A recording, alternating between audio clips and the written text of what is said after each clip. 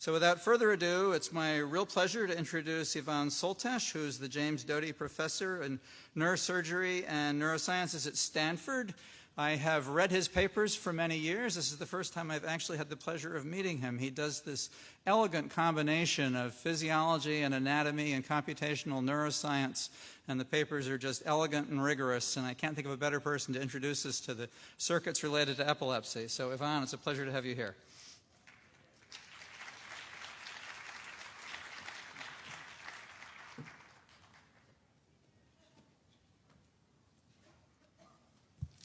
Thank you very much for this kind introduction, and thank you also for staying.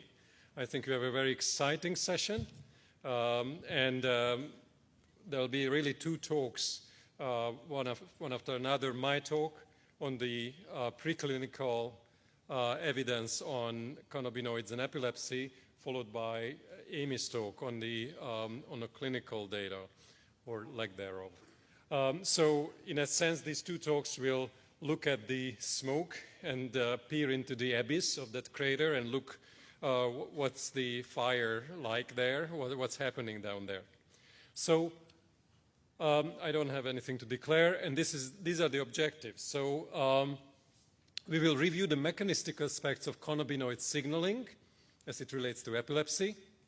You heard some of them already, so I'm just going to really briefly revisit them and remind you of the key aspects. Then we will consider the preclinical evidence for cannabinoids in seizure control.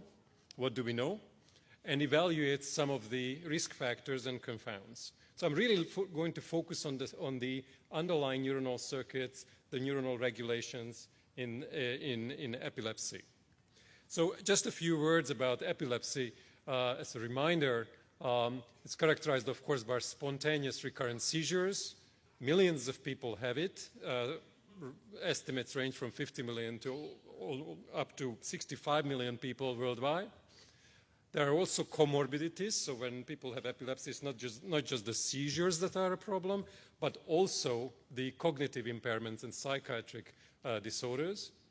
And there's also a 10 times higher risk of sudden death than the general population. So, epilepsy is really a huge problem. Now, really, we should talk about not epilepsy, but epilepsies in the plural, because there are many types. For example, we have temporal epilepsy, many kinds of severe childhood epilepsies, post-traumatic epilepsy, and many other kinds of epilepsies. And many of these are treatment resistant. Up to 30% of the patients actually have no good treatment, so they are living with seizures of various frequencies. The treatment today consists of largely of anti-epileptic drugs or surgery, and both of these classes of treatments have their major side effects. So even if the seizures are fully or partially controlled, in many cases we have significant side effects. So we really need to do much more and develop new avenues for therapy. So what are the key properties of cannabinoid signaling as far as epilepsy is concerned? So you heard about this from the previous speakers, mostly from Dr. Mackey. Let me just remind you of some of them. So if this is a postsynaptic membrane here, and these are the presynaptic terminals, two inhibitory terminals are shown and one excitatory terminal. The excitatory terminal is going to release excitatory amino acid glutamate that will trigger endocannabinoid, or can trigger endocannabinoid release, that will cross the synapse backward. That's called the retrograde signaling, and it can bind to these cannabinoid receptors in purple and block further release. You'll see that this is a key part of how we think about cannabinoid action in epilepsy. The other part of it, though, is that in addition to inhibiting further glutamates or excitatory neurotransmitter release, cannabinoids, endocannabinoids, can also inhibit inhibitory neurotransmitter release, GABA release. So in other words, it can decrease the natural inhibitory system of the brain. So as far as epilepsy is concerned, right off the bat, you see that this is going to raise some complexities in the tissue because you have the control of excitatory and the inhibitory terminals in the normal brain. And then when you add an exocannabinoid, the outcome will be really a question of balance between the excitation and inhibition, the effects on the excitatory and inhibitory systems in the brain.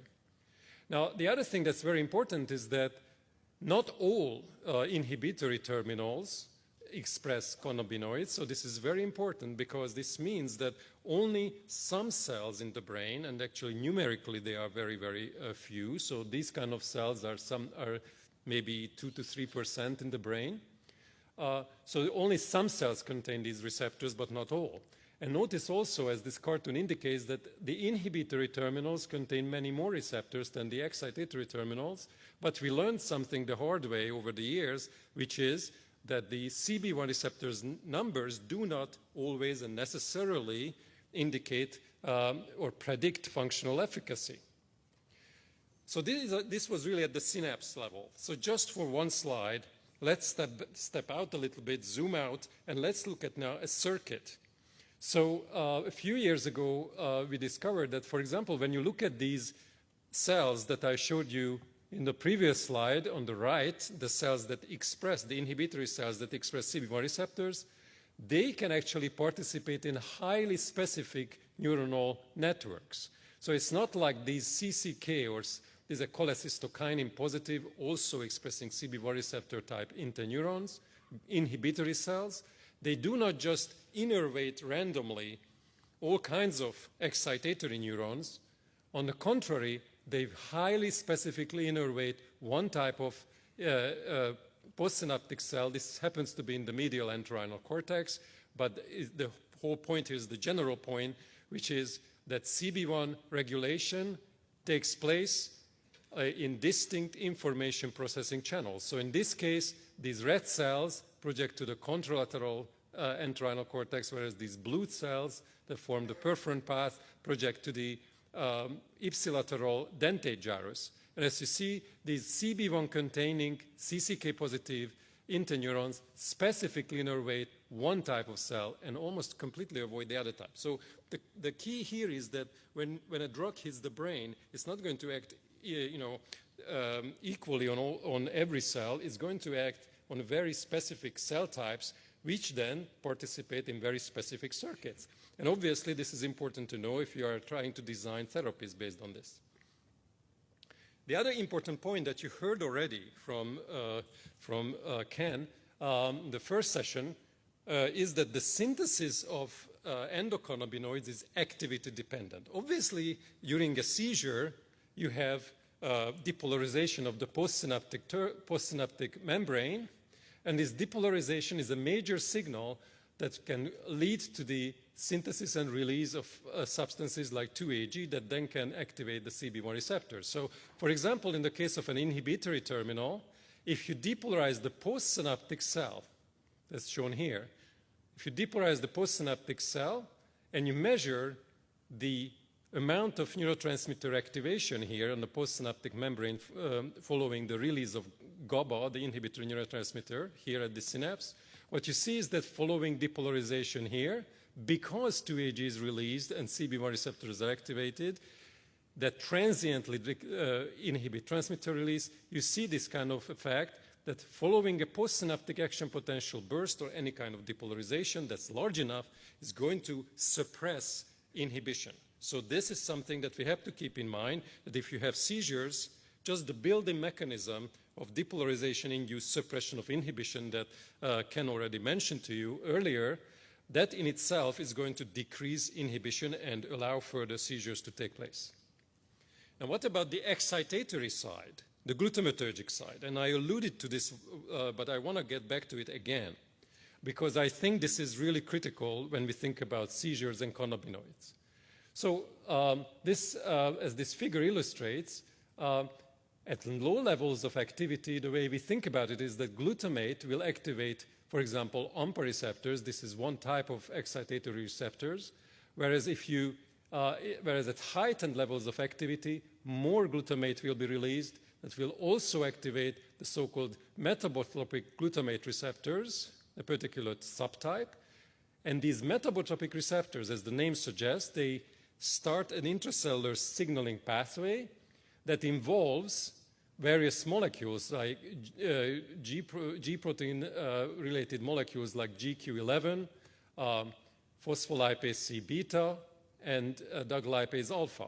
And dougal lipase alpha will then synthesize and then synthesize 2-AG that will then cross the synaptic cleft and block further glutamate release. So this, if you want, is a built-in synaptic circuit dampener as proposed by István Katona, one of my collaborators in Budapest.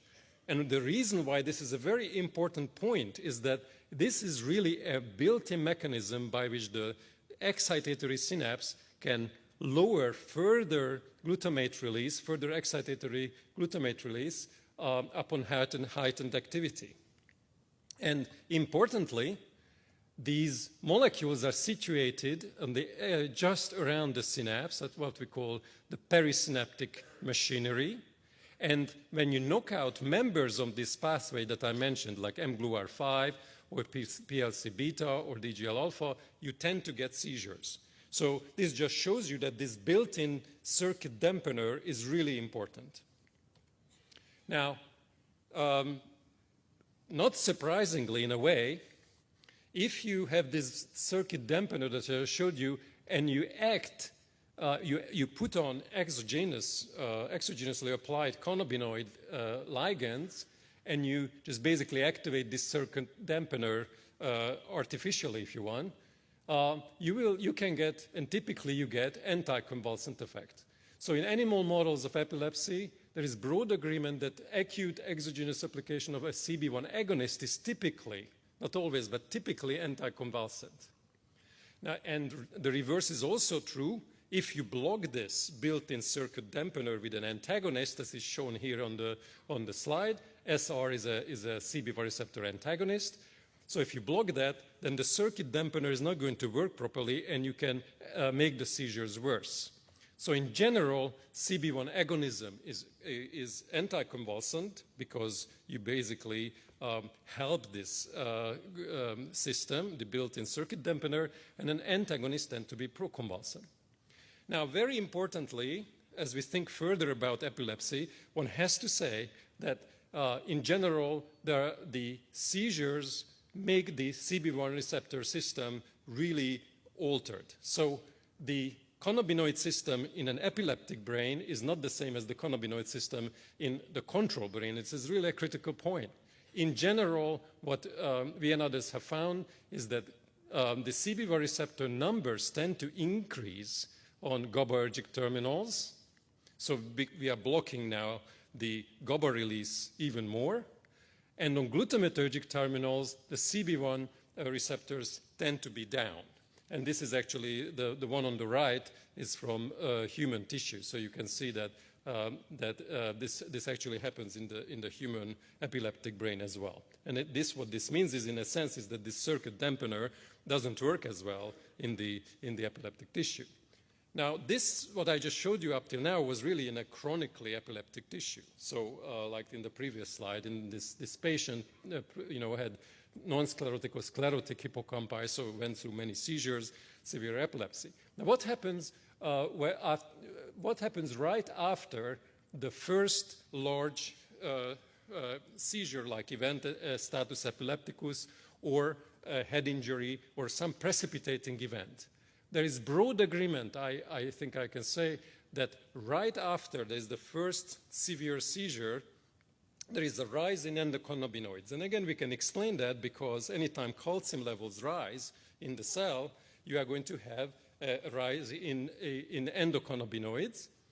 And in this beautiful study, it has been shown that shortly after status epilepticus, there is a massive downregulation of CB1 receptors from GABAergic terminals. So the point is that this surge in endocannabinoids may lead to a downregulation of CB1 receptors.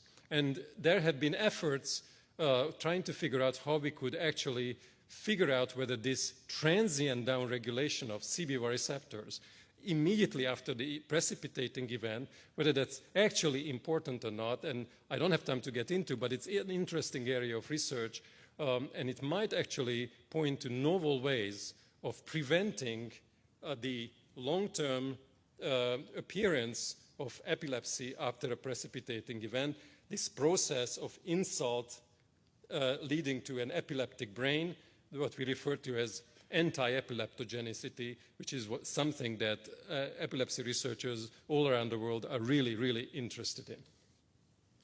Now, cannabidiol, of course, is another topic because that we should at least briefly cover.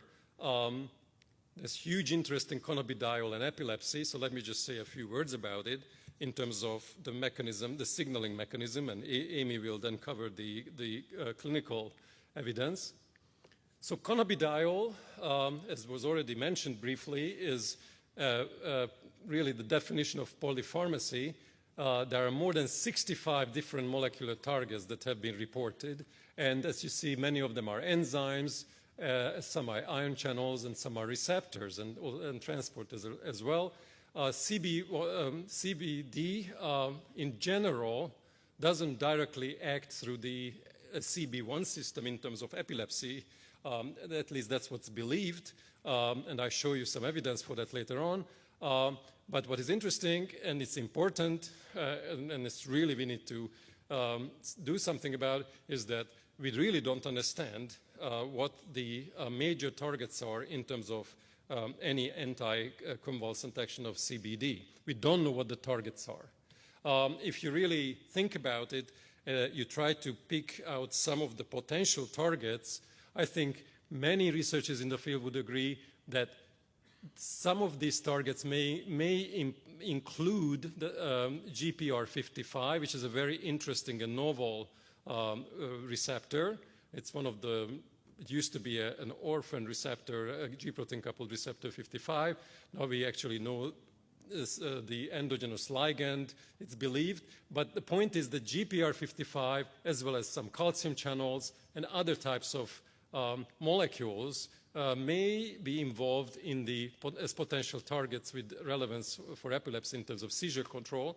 And several of these CBD targets are involved in intracellular regulation and modulation of glutamate release. So again, we are coming back to the importance of glutamate release regulation.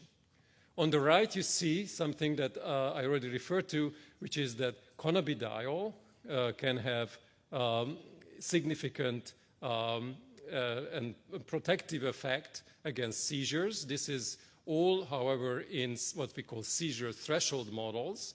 So this is, in the high, in a tens of milligram per kilogram range. You see that that cannabidiol is effective. This happens to be maximal electroshock.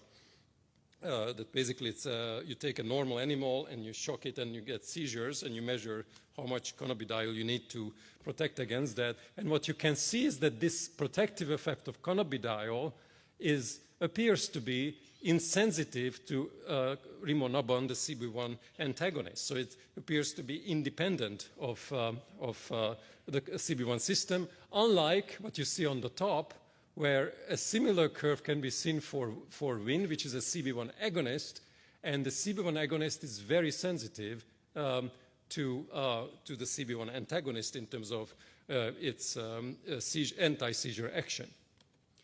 Now, in the remaining few minutes, let me just highlight some of the issues that are important in terms of CB1 and cannabidiol action and epilepsy.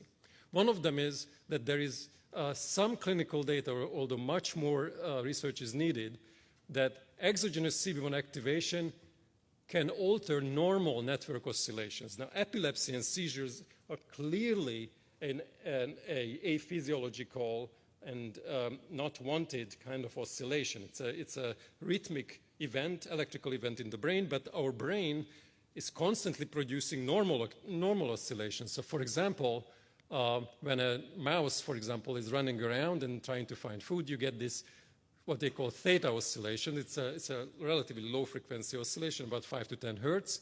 And when you apply some CB1 agonist, what we know is that the theta rhythm gets smaller, and this theta oscillation is believed to really couple neurons into firing in very sharp temporal windows, and this kind of cell assembly organization is disrupted when CB1 agonists are given. And there are other types of oscillations that may actually appear upon CB1 receptor activation, and I don't have time to get into, but the point is these natural rhythms can be very strongly modulated by CB1, and it could be that that underlies all the cognitive effects that you have heard about today. Two other points. One of them is that, as you heard from Ken McKee earlier, CB1 signaling plays key roles in development. There's really no doubt about it. For example, you see here that CB1 receptor positive axons are growing from the cortex, and they're meeting MEG lipase positive axons that are growing into the cortex, and they kind of form kind of handshake. So there's very intricate CB1 signaling going on that guides these axonal developments so that they find their proper targets in the proper numbers and they make proper connections. So therefore, it's not entirely surprising that if you now in utero or early neonatal brains, if you apply cannabis or CB1 agonists, you can actually have ectopic formation of synapses and mistargeting, like it is shown here for a type of interneuron that I already talked to you about, the CB1 receptor containing inhibitory cells. And people believe that cytoskeletal dynamics is a key molecular target for cannabis in development. It's just simply because when you have axons growing, the cytoskeleton, the intracellular architecture of the cells is the one that causes these intricate, dense kind of mechanisms that occur between the presynaptic and the postsynaptic sides, and they find their targets. It's really intracellular motors and molecular mechanisms that mediate that. Now, what about cannabidiol? There is very little data on the cannabidiol effect on development. There is a recent study that I found very interesting from 2015. Ken is actually an author on it, but the interesting thing is what this paper looked at, and this is really needed, that is they found that when you look at, for example, axonal growth, these are called philopodia, in developing axons, this is or growth cones in vitro, and what you see is that when you apply cannabidiol, you actually have these axonal tips, these growing axonal tips called the growth cones. They become structurally simpler, so the bottom line is they change, clearly change I think it was 300 nanomole cannabidiol, which is a little bit on the high range, but not completely out of the range that you may see in a child that's on cannabidiol. And you can read that there are also changes in neurotau growth. This is all in vitro, and they also looked at axonal branching in vivo by injecting cannabidiol into the eye and then looking at what happens to the axons as they grow out. And just very briefly, I want to highlight two areas, just two more slides, that I think we should really increase research, and one in terms of epilepsy and cannabinoid and the CB1 system. One of them is that there is very strong evidence now that GABA release, the inhibitory neurotransmitter release, is strongly regulated by not just by activity-dependent release of the endocannabinoids, but also just by the ongoing endogenous or tonic activity of the receptors on the presynaptic terminals of these inhibitory neurons. And to give you one little taste of how big this regulation can be, this is an inhibitory synapse here, presynaptic inhibitory cell action potential, releases GABA, but you don't see anything until you put on the AM251, which is like rimonabant, an antagonist of the CB1 receptor, where you see that this silent synapse becomes a very, very loud synapse. So what happened was that in this situation, you didn't actually depolarize the postsynaptic cell, but the CB1 receptors were actually ongoing in their activity, constitutively active, and suppressing GABA release just by that, without any kind of activity in the postsynaptic cell. And as you can see, it massively regulates the probability of inhibitory neurotransmitter release.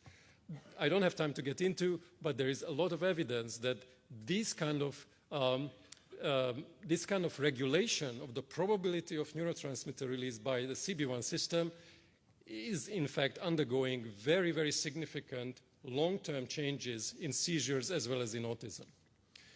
And then one more point, which is that just to show you how much more research is needed, just very briefly, a recent paper from our lab showed that in addition to the presynaptic receptors that we all know about, and we discussed that they can be on glutamatergic as well as on inhibitory terminals, but these are all presynaptic receptors, there is actually a postsynaptic signaling pathway.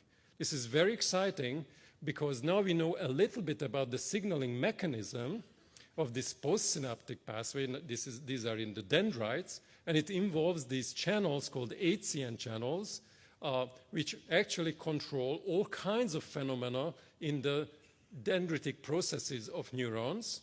And what is very interesting from the point of view of cannabinoids and epilepsy research is that this pathway seems to be entirely responsible for the learning and memory effects of cannabinoids. So if we take a mouse and knock out HCN1, CB1 agonists don't seem to affect learning and memory. So this is very exciting to me because it means that maybe it will be possible to selectively block the cognitive side effects of epilepsy, of THC, and maybe harness the positive effects of cannabinoid control on epilepsy in the future. And finally, I just want to show you that very interesting results from István Katona's lab actually came up with a new technology applying super-resolution microscopy where we can actually quantify CB1 receptor numbers before and after THC. And you can see that this can be coupled to electrophysiological and anatomical investigations of the brain. This technology has great promise, I believe, for epilepsy research, where we can really look at controls and untreated and treated epileptic animals and maybe even human tissue. So to wrap up very quickly, I think in summary we can agree that CB1 signaling is highly cell type specific. It's very important to keep that in mind. It affects both select inhibitory and excitatory synapses. CB1 agonists and cannabidiol are typically anticonvulsant. CB1 numbers change in chronic epilepsy. This is really important. And seizures and injury, so precipitating seizures and precipitating injury, induces rapid, robust changes in endocannabinoid signaling. What is it that we still don't know? I believe, as I said, tonic control of neurotransmitter release in epilepsy is something we have to look at as a community. This postsynaptic novel cannabinoid pathway also is very important, and I think there'll be a tremendous interest in it. The identity of the CBD targets mediating anticonvulsant action is going to be looked at, and it's really something we need to know. And the long-term effects of CBD and THC on brain development needs to be better studied, paying close attention to the concentration that we use. And in general, then, the anti-epileptogenic actions of cannabinoids will also be important. And I just want to thank the decades-long support from NINDS and the people with whom I collaborate, and they were very important in my career. Thank you.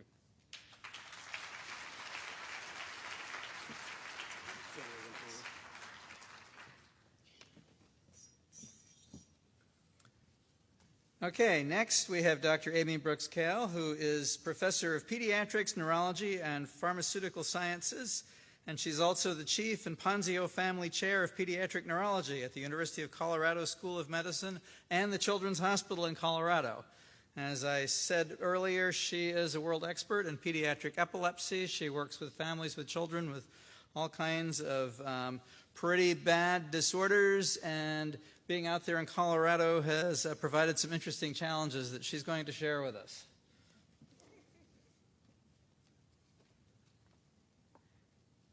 All right. Thank you very much, Alan. So I have to say, having studied pediatric epilepsy and GABA A receptors for most of my life, I never thought I'd spend quite as much time talking about marijuana products as I have in the last year or so. Oh, we're starting at the back. No, this is... So I have a few disclosures, which I will, which they will get up fairly soon, hopefully.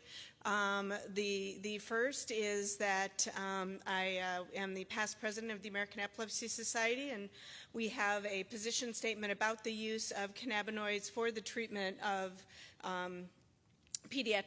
for treatment of epilepsy, and particularly pediatric epilepsy, and I was an author on that position statement. Sadly, despite having done many interviews related to this topic, I have received no financial benefit from any of them. Any discussions that we're going to have about the clinical use of CBD for the treatment of pediatric epilepsy are by definition off-label, because it is not yet currently approved. And my most important acknowledgement is also a thanks, which is to my colleagues in the Children's Colorado Epilepsy Program, who provided me with many of the slides that I will show you today. So I have been charged with telling you a little bit about our experience with the use of marijuana products in children with severe intractable epilepsy at Children's Hospital of Colorado, to go over a little bit of the available medical evidence that we have, a little bit of the regulatory challenges that we face when using cannabinoid products, and just to give you a few words of wisdom from our experience on how you may handle this until we have better data and more established indications for the use of these medications. So our odyssey in Colorado started actually before I arrived there. In November 2000, Amendment 20 changed our Constitution to allow medical use of marijuana for a variety of conditions. Although not the most common by any factor, seizures and epilepsy are included in that list. In order to qualify for the medical registry in Colorado, you need to apply, you need to get a red card. You can do that if you are a resident of Colorado, if you have one of the qualifying conditions, and if you've been examined by a doctor with whom you have an established physician-patient relationship. 2 doctors if you are under 18 years of age. Interestingly enough, that established relationship does not have to involve expertise of that physician in the condition for which you are seeing them. So no pediatric neurologist, to my knowledge, pediatrician or neurologist in the state of Colorado prescribes marijuana products for the treatment of epilepsy at this point in time, at least to children. So the person who does most of the prescribing in the state of Colorado is a pathologist. Our statistics, over 300,000 new patient applications have been received in the registry since 2001. Currently, we have over 100,000 people, a little more than 2% of the state's population, who are part of the registry. Most are male, most are adults. The vast majority are adults with an average age of 42. Approximately 350 active patients are minors as of the end of January this year. Pain and muscle spasms are the 2 most common indications, with pain being the vast majority. Epilepsy is actually fairly common, is fairly uncommon as the reason for having a red card in Colorado, at only about 2%. And there are a little over 800 physicians who are signed up to prescribe or recommend marijuana in the state of Colorado. So, as you can see, the line here is the number of children under age of 18 who are a part of the medical marijuana registry. This only starts from 2013, but it was actually a pretty flat line from 2001 until August 2013. If any of you are up on this, you'll know what happened in August 2013, and that would be weed airing on CNN. So, in case any of you have been in another planet, you may not have heard of Weed. Weed was a documentary done by Dr. Sanjay Gupta on CNN that featured a number of stories, but the one that had the biggest impact on pediatric neurologists in Colorado was the story of a young girl with Dravet named Charlotte. And Charlotte's family had given her cannabidiol, enriched cannabidiol oil, and felt that this significantly improved her seizures. This was also popularized on the internet in many family chat rooms of parents of children with intractable epilepsy, and we saw a sudden influx at Children's Hospital Colorado of families with great interest in using this therapy for their child. So this presented a number of challenges, as you might imagine. The first was just the sheer call volume and establishing how our nurses would handle this. We not only now were managing the medically complex refractory epilepsy patients from the state of Colorado, but many from across the country. And we were trying to do this with relatively little information to no information on safety, on efficacy. We had no knowledge of how to dose it. We knew little to nothing about the pharmacokinetics or drug interactions of these products. Families were not using a pharmaceutical grade product, obviously. The products that they were using were artisanal products made by growers in the state of Colorado that had no standardization for content, quality, or purity. Which obviously was very challenging for us to manage. Because of the scheduling of cannabidiol as a Schedule I drug, our pharmacy could not store it or dispense it. None of us at Children's Colorado were or are currently medical marijuana prescribers outside of clinical trials. So again, we were left in a position with families who were utilizing this therapy in the absence of us feeling comfortable in being able to really provide the best medical knowledge. So despite the fact that we did not and do not prescribe this, we have 181 children in our practice who are known to be receiving to either be currently or have in the past received a medical marijuana product.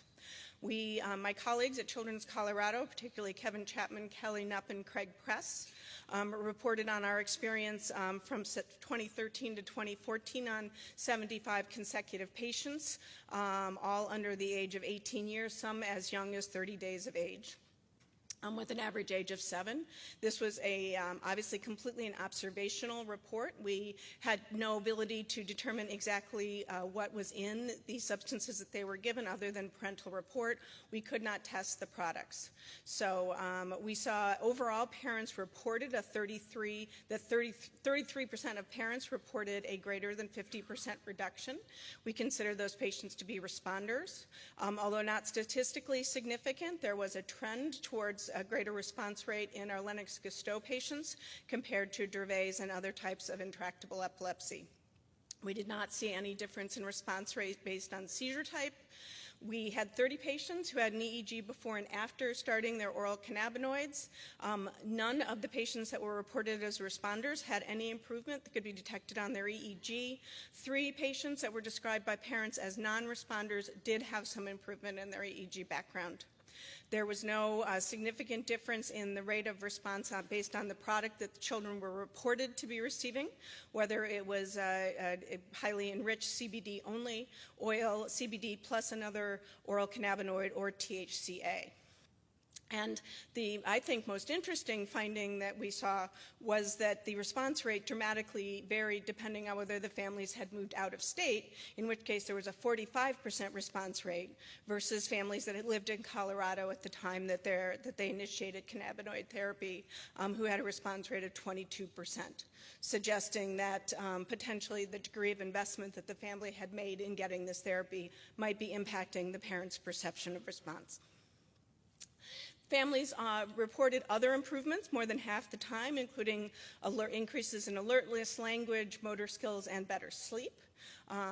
We also saw that about 44% had adverse effects, and you'll see this list before. New or worsening seizures, somnolence and fatigue, and GI symptoms were the most common. We had single cases of more severe adverse effects, including status epilepticus, hemiparesis, and death, and one severe case of opisthotonus, which is a movement disorder. But again, I would point out that since we don't know exactly what was in the products that the children were getting, we don't know for sure what was causing either the side effects or the improvement. So as I mentioned, we were struggling a bit with the lack of evidence, and this is what we had when this all got started in 2013. There were 4 trials, very small in number, ranging from 9 to 15 participants, that were all considered class 4 trials, and about half of them showed an improvement. There was also a survey that was done on Facebook with about 150 people, where parents reported about an 84% response rate. The Cochrane review, done in 2014, and the first author is our next speaker, concluded that there was that no reliable conclusions could be drawn regarding the efficacy of cannabinoids as a treatment for epilepsy. And a systematic review by the AAN also agreed, and the position statements of the American Epilepsy Society, the American Academy of Pediatrics, and the AMA, at this point, all still remain in agreement that additional research is needed prior to routine clinical use of cannabinoids for treatment of epilepsy. 2015 and this year have shown a remarkable increase in our evidence. There is a retrospective study that just came out recently in the journal Seizure out of Israel, looking at the retrospective study of 5 pediatric epilepsy clinics, total of 74 children, 1 to 18 years of age, all with refractory epilepsy, wide dose range, and they saw about an 89% improvement of any kind in seizures. Again, usually 50% improvement is what's considered a response in anti-seizure therapy trials, and about 50% of the patients, a little more, showed a 50% or more reduction in seizures. Again, no placebo group here, and this was a retrospective report of parental sense of seizure improvement. 60% saw some additional positive effects, and 46% saw adverse effects. And again, similar to what we saw in our observational study, worsened seizure, somnolence, fatigue, and GI distress were the most common. The far and away largest observational trial that has been done to date was done with a pharmaceutical GMP oral formulation of purified plant-derived cannabidiol called Epidiolex, which is being developed by GW Pharmaceuticals. This was an FDA-authorized open-label prospective study where patients that were in the treatment group received a minimum of 12 weeks of treatment.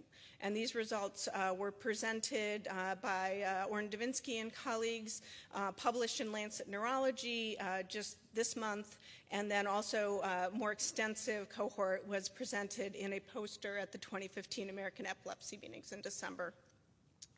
These patients received a dose beginning at 2 to 5 milligrams per kilogram per day that was increased until either intolerance or a maximum dose of 25 to 50 milligrams per kilogram per day.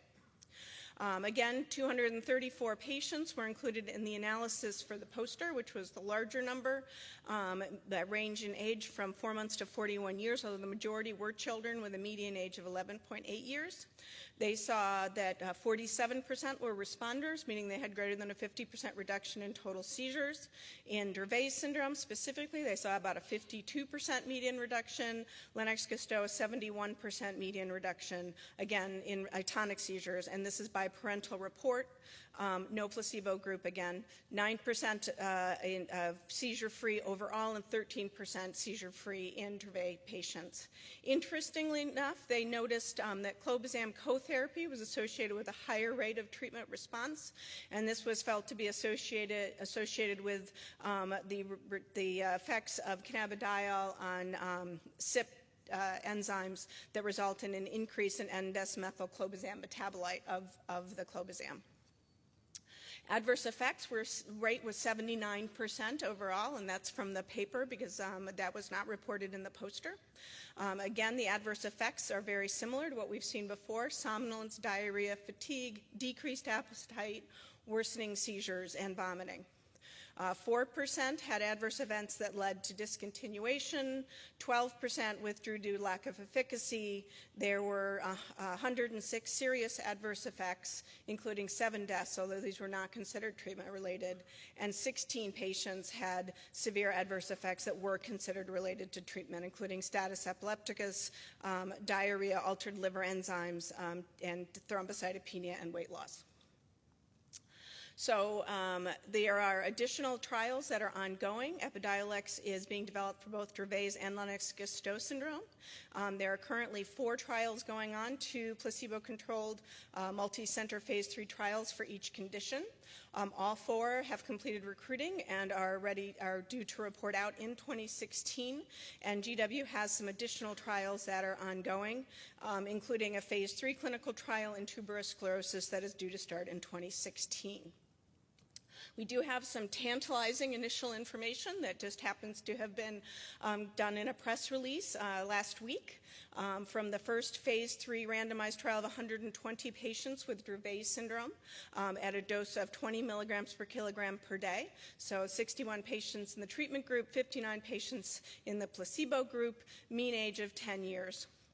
Median reduction of seizures was 39% in the treatment group versus 13% for the placebo group. This is statistically significant, but is a more modest reduction that has been seen with the only other randomized clinical control trial done in Dravet specifically, which was done with stiripentol and reported by Schroen and colleagues in Lancet in 2000, and that showed a 69% median reduction. So again, statistically significant, but it'll be interesting to see what the other trial shows.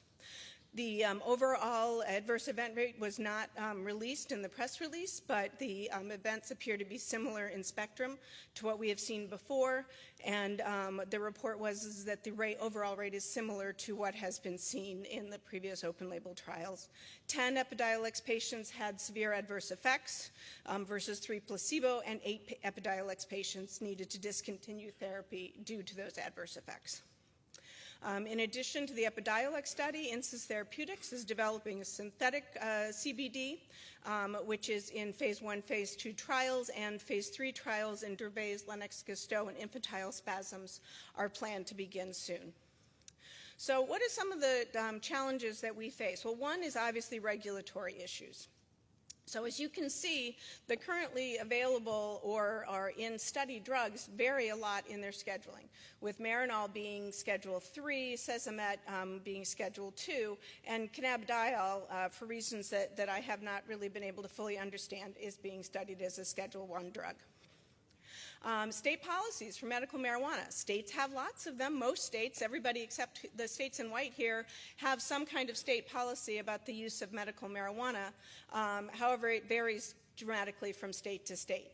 23 states, DC and Guam, now have comprehensive medical marijuana and cannabis programs, and 18 states have laws specifically allowing for the use of high CBD products, primarily for use in epilepsy.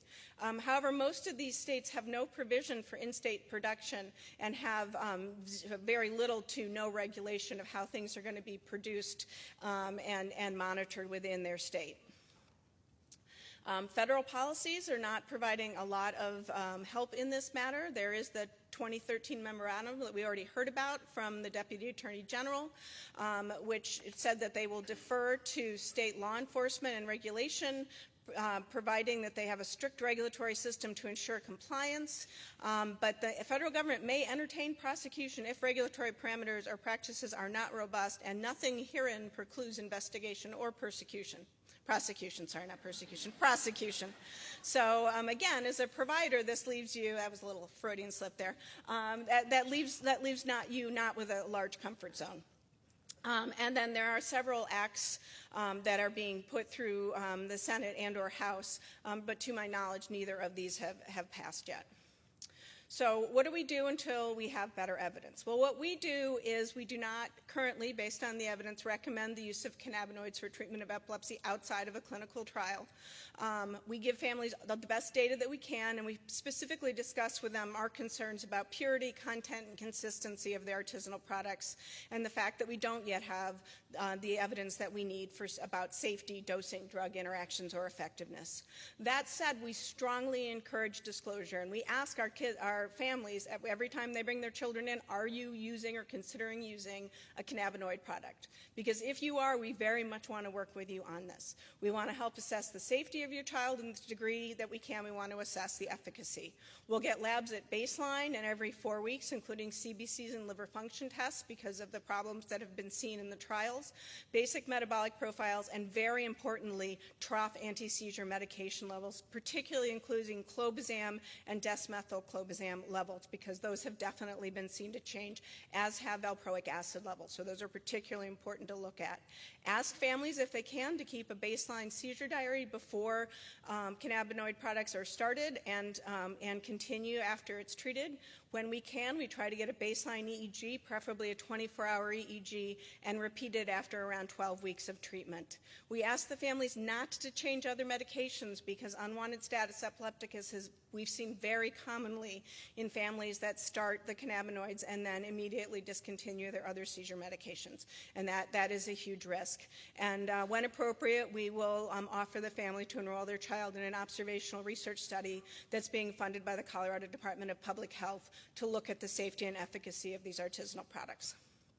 So based on our experience, we encourage you to talk with your families. If you are a caregiver that takes care of children with epilepsy or adults with epilepsy, talk to them, let them know that the safest practice is to disclose that you will still take care of them. Make sure your hospital has a policy for how to handle this so that when a child with status comes into the emergency room, they don't abruptly get withdrawn from a cannabinoid product because that may worsen the situation. And when you can, encourage your patients to participate in one of the pharmaceutical double-blind placebo-controlled trials because we need better data. So what do we know? As you heard from Yvonne, we know that CBD has activity against seizures in some preclinical models.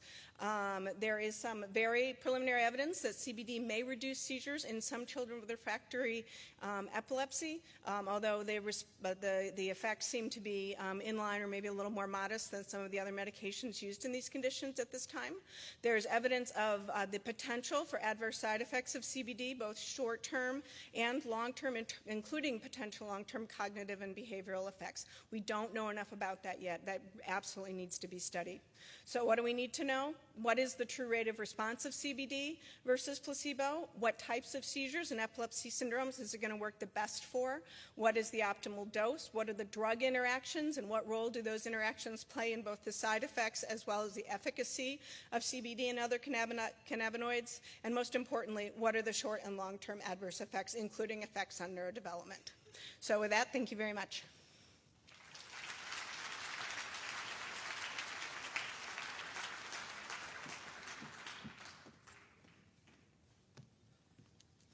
Okay, thank you, Amy. And our last speaker of this session is David Gloss, who you've already heard is an expert in epilepsy. He currently works at the Charleston Area Medical Center in Charleston, West Virginia, but today he's going to put on a different hat, which is as an expert in evidence-based medicine, an area in which he serves as a consultant for the American Academy of Neurology, and he's going to give us an evaluation of the therapeutic potential for multiple sclerosis. David.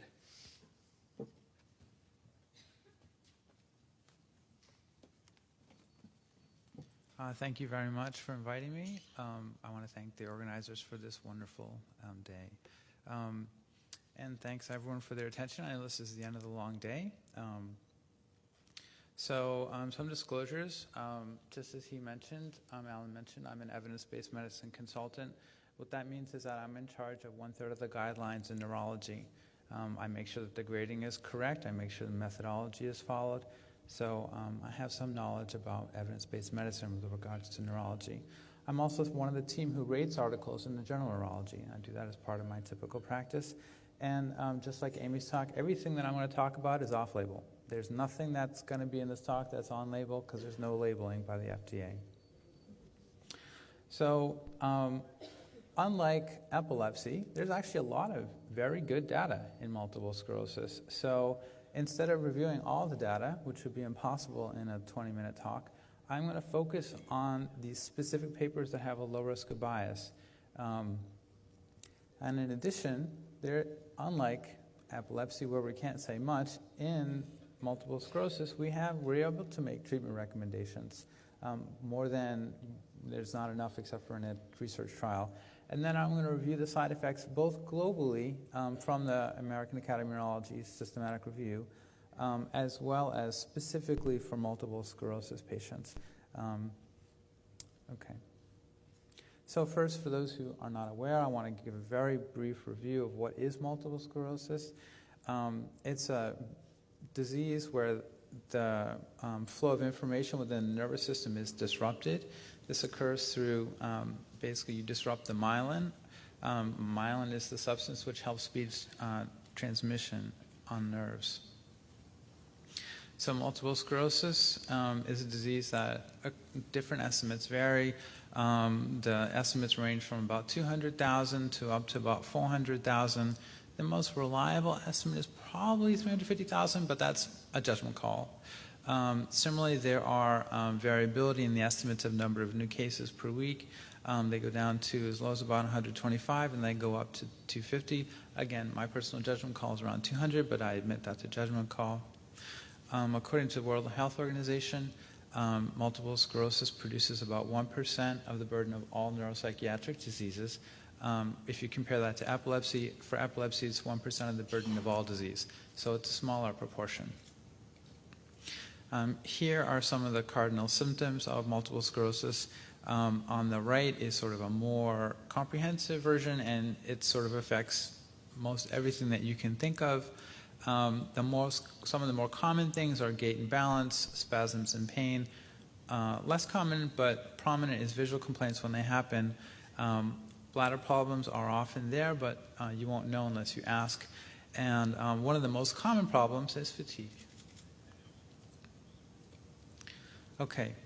I've been asked to talk, even though I'm a clinician, I've been asked to briefly talk about animal models with regards to multiple sclerosis, and I think that was a very good decision because they're very important in multiple sclerosis research. Most importantly, the most common model, which is actually a whole series of models, is called autoimmune experimental autoimmune allergic encephalomyelitis, or EAE for short. And this model has led directly or more closely to 3 approved medications for multiple sclerosis. So it's kind of a big deal. And then in cannabinoid research, there is some data, but not a huge amount. There's an EAE rat model, which has shown decreased CB1 receptors in the basal ganglia. And then there are several models which have shown several different results, but have suggested a neuroprotective effect of cannabinoids, but through different receptors and different pathways, so the data there is a little bit less clear. And then there's a couple papers that sort of have comparative efficacy data, which is really nice. For example, there's looking at again an EAE model. It shows that cannabinoids are as effective as baclofen, which is one of the agents that we typically use for spasticity and multiple sclerosis. Okay, so now I want to move on to the systematic review. The systematic review didn't deal just specifically with multiple sclerosis, but most of the good data was in multiple sclerosis, so most of the recommendations ended up being about multiple sclerosis. So in order to get to how we were able to make recommendations for multiple sclerosis, you have to understand a little bit about how we rate data and what that means. So they have an ordinal measure, 1, 2, 3, 4, for classification of studies. 1 is a class 1 study with a low risk of bias, 2 has a moderate risk of bias, 3 is moderately high, and 4 is a high risk of bias. We generally consider that a class 4 study has the same risk of bias as expert opinion. This is very different than how the Cochrane group does things. For us, if you have a low-quality randomized controlled trial, you can end up being class 4. For Cochrane, if you're in a randomized controlled trial, in general, they just accept them all in a bucket, whereas we grade everything. Okay, in order to be a randomized controlled trial, you have to have 8 characteristics. So I just want to briefly go over this because I know some of you are involved in designing clinical trials. So if you're going to do them, it would be really nice if you had these 8 characteristics so we could grade you all as class 1. So it has to be randomized controlled clinical trial in a representative population. You have to have mass or objective outcome assessment. Now, For those who are doing open label studies, please use a seizure diary. If you don't, you're probably going to be class 4. The relevant baseline characteristics have to be presented and have to be substantially equivalent, or you have to adjust for them. You have to have concealed allocation. Now that's the one I'm going to explain for just a second. The reason for this is because there's been several studies that have looked at concealed allocation, and they found that the source of bias from concealed allocation is actually bigger than the source of bias from blinding. So concealed allocation is where the examiner cannot manipulate which group the patient ends up in. So examples where concealed allocation, you have concealed allocation is if a pharmacy decides which group the patient is involved in, or if you have sealed, opaque, numbered envelopes. Flipping a coin does not work. A random number table doesn't work because how do we know what random number table to use? You could have just picked a different number that you didn't like, you know. Okay, and then some of the easy ones. Primary outcome has to be clearly defined. Okay, by the more recent update, you can only have 2 primary outcomes. You can't have 8. Your exclusion and inclusion criteria have to be clearly defined, and then you can't have more than 20% of your enrolled subjects drop out. Okay, so there's been a lot of talk about whether there can even be a class 1 trial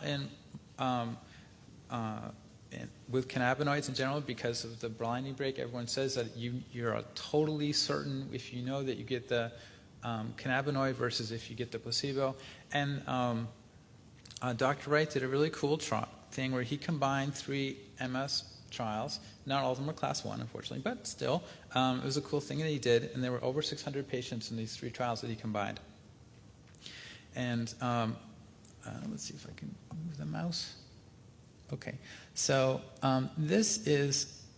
so all these patients, well, on 2 of the trials, they used a numerical rating scale, which is a scale from 0 to 10, to assess the efficacy of the drug. For one of the trials, it was a scale from 0 to 100. They just converted that to a 0 to 10.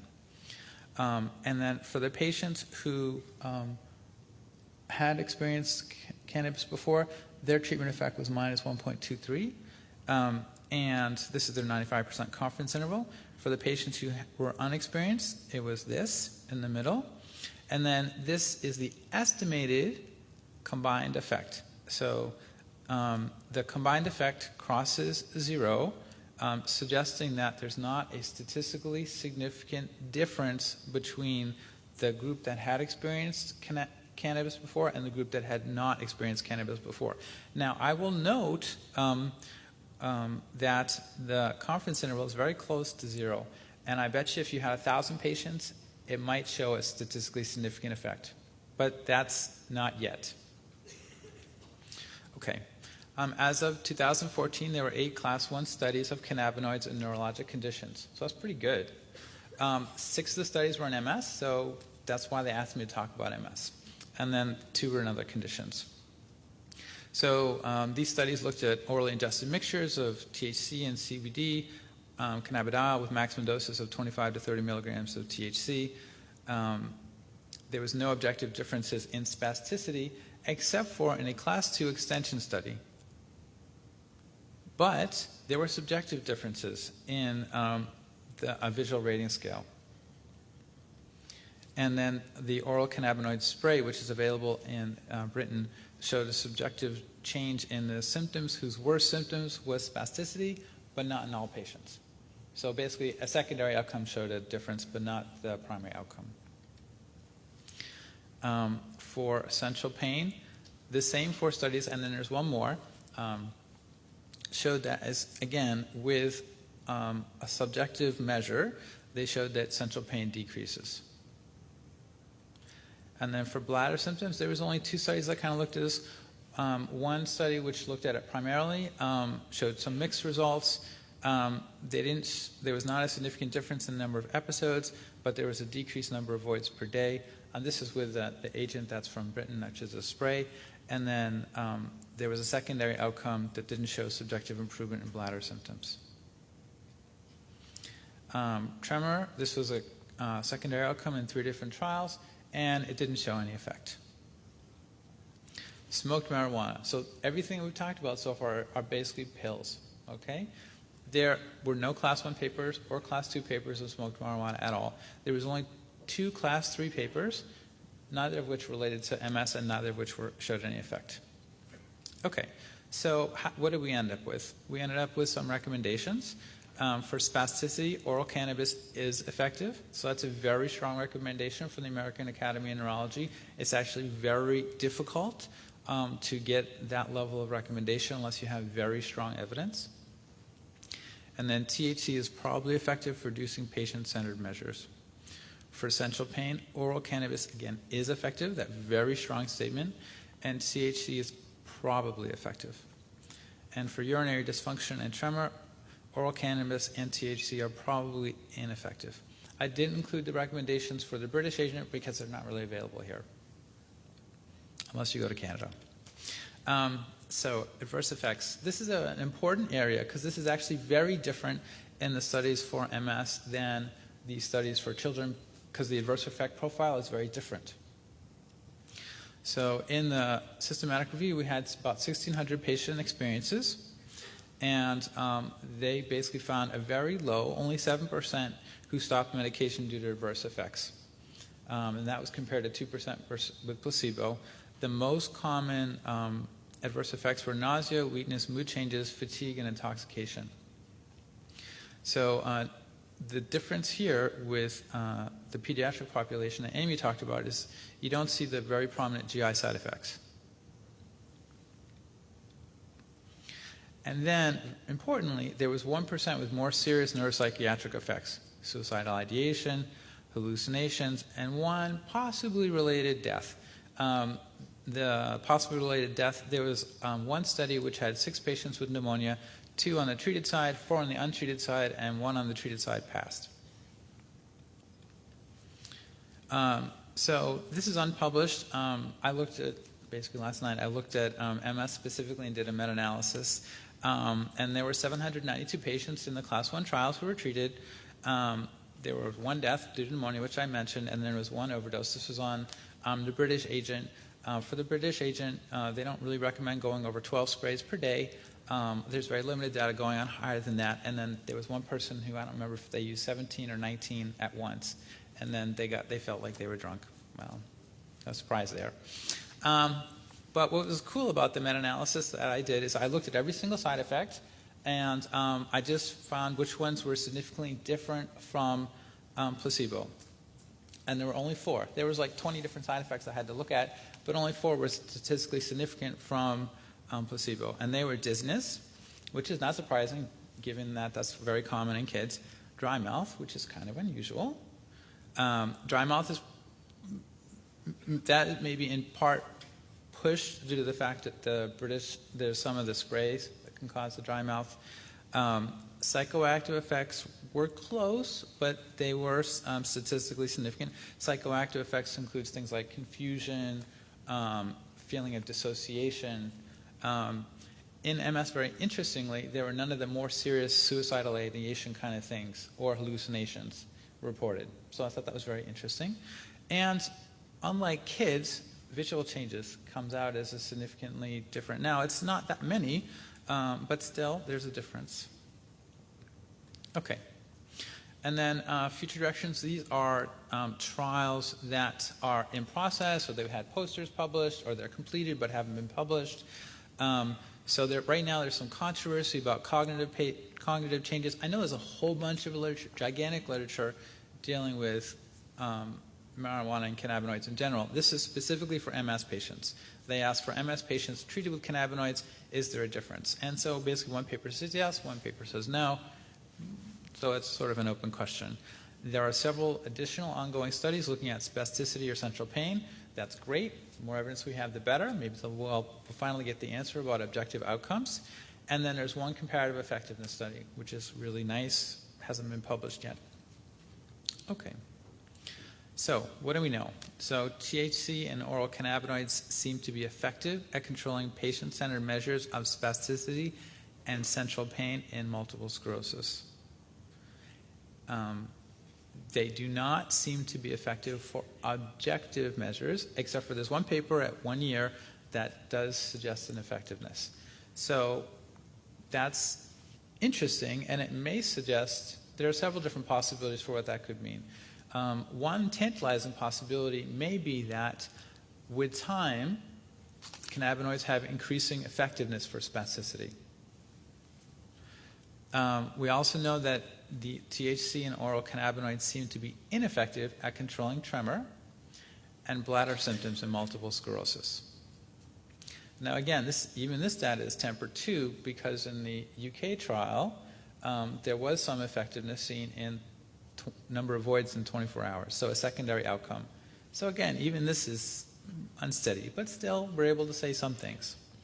And then my meta-analysis suggests that there are 4 adverse effects which are statistically significant from placebo.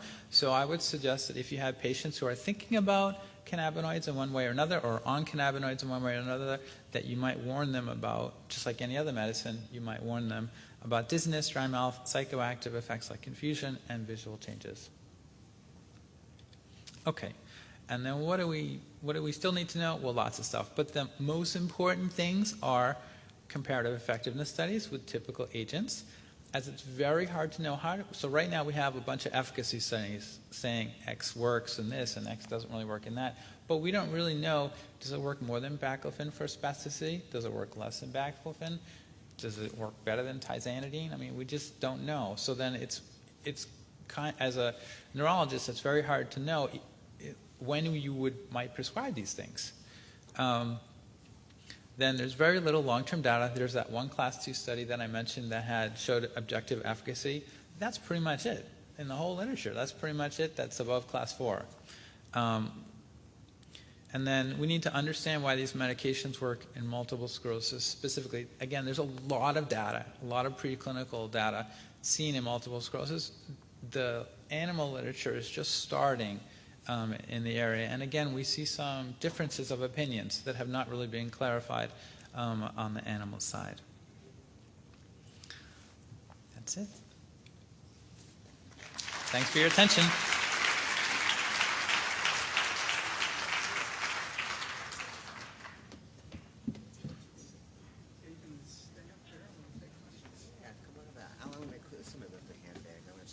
Okay, great. While we're getting our panel assembled there, if anyone left it's a tan leather handbag, if you're looking for it, the people in the registration area have it, so please go claim it. And I'll turn things back over to Alan to field our final session's panel discussion. Okay, interesting first question from Dr. Volkov. Is there any evidence to support scheduling of CBD?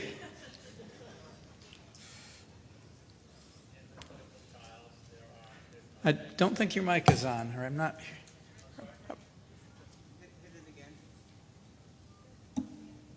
Is it on now? Okay. Yeah. In the systematic review, there's no evidence, unfortunately. No evidence about class 4. Okay, question for Amy. Can you comment on language deficits? How severe are they typically?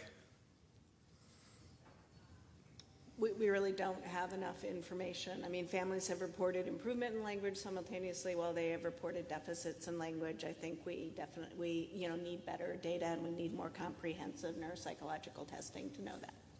Okay. Therapeutic potential. Has anyone studied CBD or like compounds for mood stabilization? Many anti-epileptic drugs now are used for mood stabilizers. There's 2 trials, neither of which were in the systematic review. Both the trials showed favorable results. Neither of these trials have been formally graded, so I can't really advise you if they're above class 4 or not. Another question for David. Can you clarify the dose of THC in the clinical trials, and how does it compare to the THC levels seen in dispensary or recreational marijuana, which this note says typically range from 10 to 24% these days? The doses used in the MS trials, as mentioned, were in general 25 to 30 milligrams. In some of the UK trials, you could go up to 120 milligrams. In general, I would say that these doses are smaller than what you would expect to ingest from a dispensary. sometimes significantly less. And there was a follow-up question on that asking, would you recommend using smoked marijuana? Well, I mean, we know in general that smoked marijuana produces about 1/4 of the dose of ingested marijuana. But the data on that is very poor. And there are basically no, as I mentioned in the talk, there's really only 2 class 3 trials, both of which were in movement disorders, and both were like on a single joint or something. So not very, I wouldn't. I mean, I think there's too much risk. Okay, and then this question I think could be for either David or Amy. How do the adverse effects reported in these trials compare with those from currently available pharmaceutical options? So I guess that could apply to either epilepsy or MS. I think the rate of adverse effects that we are seeing so far has been higher in the observational trials. Most of our anti-seizure medication trials don't have adverse effect rates of almost 80%. The pattern is not not dissimilar from what we see in some, with a lot of cognitive changes and fatigue being fairly high on the list. I would say the GI disturbances are somewhat higher in their percentages and their prevalence in the cannabidiol studies than we see with other anti-seizure medications. I would say the data in multiple sclerosis echoes that. There's very high rates of side effects seen. The numbers of side effects that actually cause one to stop using the medication, now it's probably about the same for the typical agents used in multiple sclerosis, but the risk of side effects, having any side effect, is, I would say, significantly higher. And of course, the pattern of the side effects is different. Another question for Amy. What are the effects of CBD on concentrations of valproic acid? Again, we don't have great data, but from the observational trials, predominantly the one with Epidiolex, there was some increase in the valproic acid levels, although I'm not sure that it met significance. Oh, and the only instances of thrombocytopenia and abnormalities of liver function tests were in people that had been on valproic acid and had the cannabidiol added to that. So I think that's a risk people need to be aware of as well. There may be some interaction there. Okay, and a question, I guess this could be for any of you, on what evidence is CBD being used for Parkinson's? The only evidence from the systematic review suggests that it's ineffective for levodopa-induced dyskinesias. There is no, I think that was on the THC trial. There is no data about cannabidiol above class 4 that I even know of. Okay, another question for Amy. What can you tell us about the CBD-THC ratio for optimal clinical results with minimal side effects? Absolutely nothing.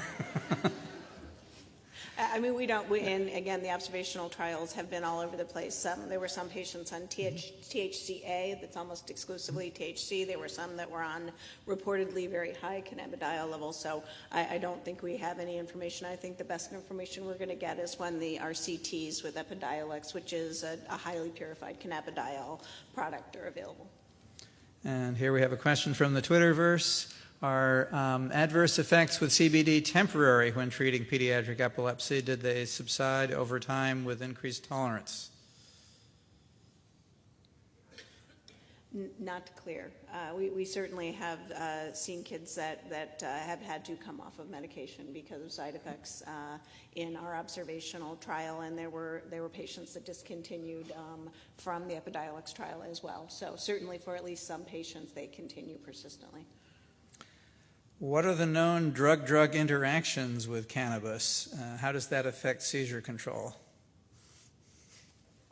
The ones that have become the most clear is the interaction with clobazam and the interaction with valproic acid. In particular, the interaction with clobazam, where there's a significant increase, in particular in the N-desmethylclobazam metabolite, which is also thought to mediate a lot of the potential effect. And interesting, there was a higher rate of efficacy overall in the observational trial in patients that were also being treated with clobazam, as there has been actually reported with stiripentol, which is the other drug that I mentioned that has undergone a randomized controlled trial for treatment in Dravet's, where also some of the effect of stirpental is thought to potentially be related to an interaction with clobazam.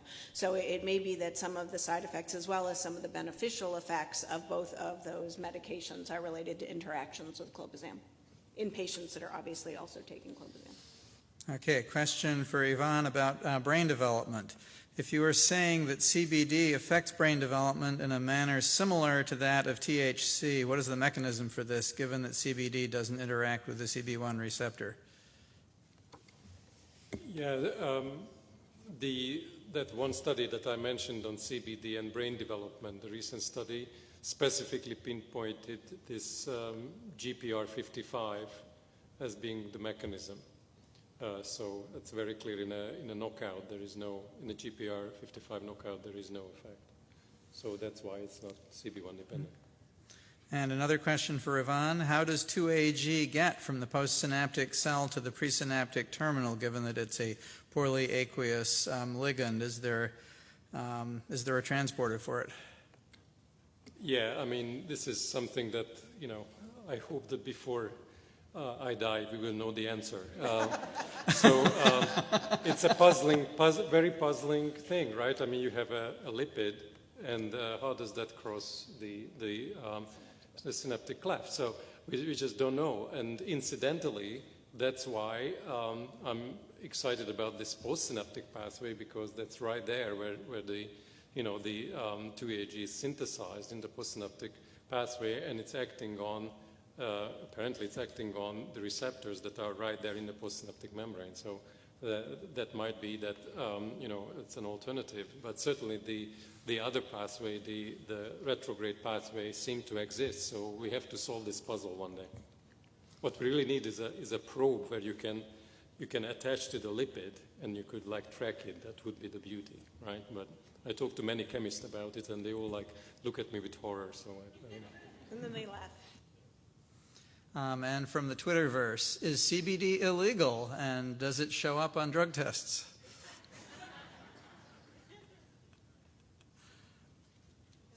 I think the illegal depends on what state you're in. Do you know? I don't know. I guess the question goes to CBD as opposed to marijuana. I don't know how tightly regulated all these different substances are from one state to another. Well, and there is a discussion about whether truly purified CBD counts as a cannabinoid product or whether it should be classified as hemp.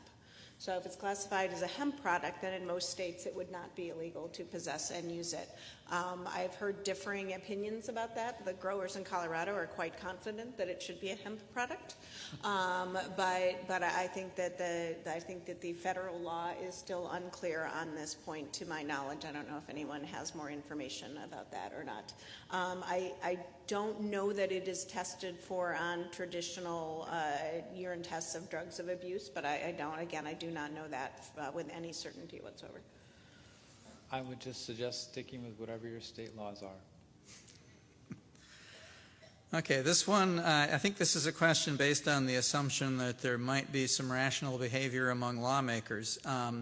If there is truly such high potential for medicinal use of marijuana and cannabinoids, why are we allowing lawmakers to reduce the credibility by permitting marijuana for recreational use? If other medications were being used recreationally, they would likely get more controlled.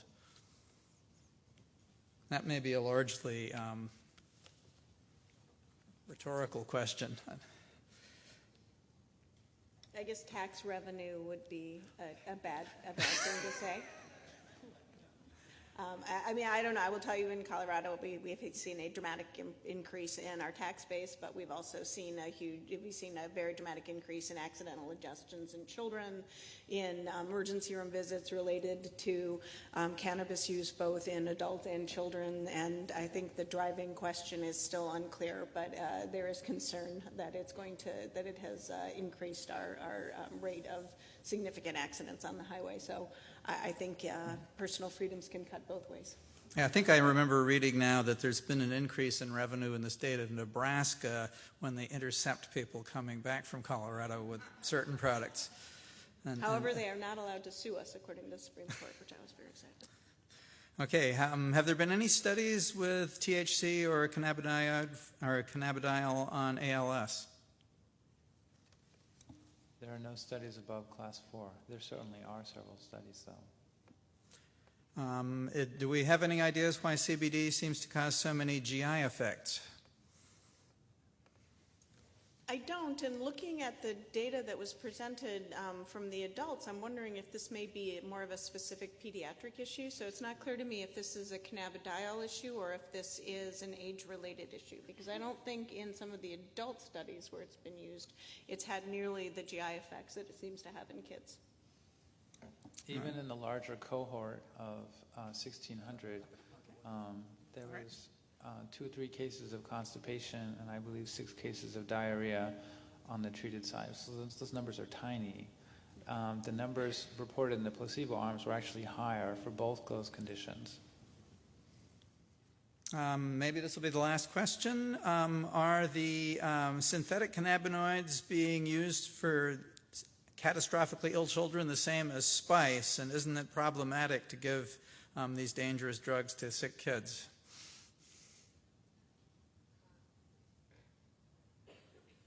I don't believe that spice is a purified cannabidiol preparation. I'm pretty sure it is not, although I don't know much about. Okay, Nora's shaking her head, so I'm going to take it with great authority that spice is not a purified cannabidiol preparation.